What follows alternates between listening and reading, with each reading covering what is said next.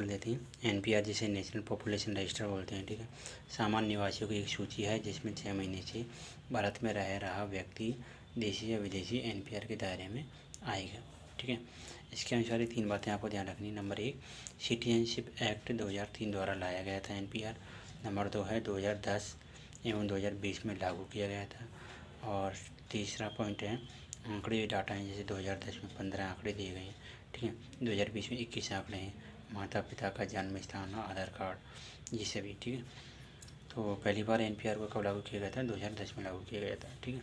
न्यायिक पहलू क्या है? तो बिहार एवं दिल्ली ने एनपीआर एवं एनआरसी के तहत खिलाफ लोकसभा में बिल पास कराया था, ठीक है। आर्टिकल 32 के तहत इस कानून के खिलाफ 1 से 44 पिटीशन सुप्रीम कोर्ट में डाली गई हैं, ठीक। आर्टिकल 1 से 31 यानी सुप्रीम कोर्ट का आरंभिक अधिकार क्षेत्र के तहत केरल सरकार ने सुप्रीम कोर्ट में इसको चुनौती दी है। इस कानून को केरला, पंजाब, राजस्थान, पश्चिम बंगाल ने अपनी लोकसभा असेंबली में, विधानसभा में इस कानून के खिलाफ बिल पास करवाया है, ठीक है। अब एनआरआई, पीआईओ और ओसीआई के विषय में पढ़ लेते हैं, ठीक है। इनमें क्या अंतर है और इन्हें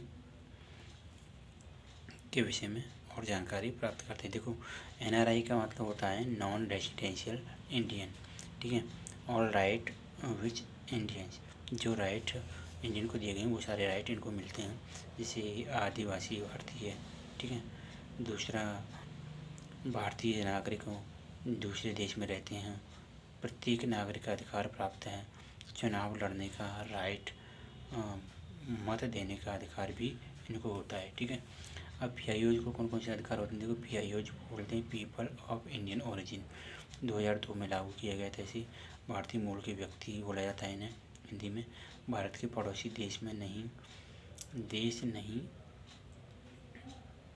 आते हैं, ठीक है। इसमें भारत के पड़ोसी देश नहीं आते हैं एनपीआई में, ठीक है।